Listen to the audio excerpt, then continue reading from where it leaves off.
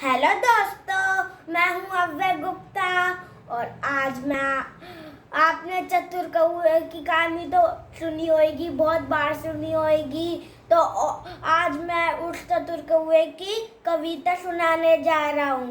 बड़ी प्यास से मारा मारा भटक रहा कौआ बेचारा, गांव गांव में नगर नगर में पानी ढूंढ न पाया हारा। सहसा एक खड़ोजो देखा पर पानी था उसमें थोड़ा सा, कंकड़ कंकड़ चुनकर लगा फेंकने बीच गड्ढे में।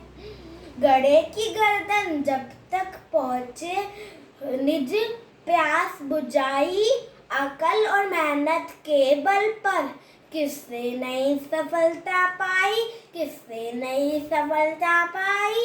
Thank you friends. आप इसको 2 बार 3 बार सुनोगे तो आपको लर्न हो जाएगी ये। Thank you friends.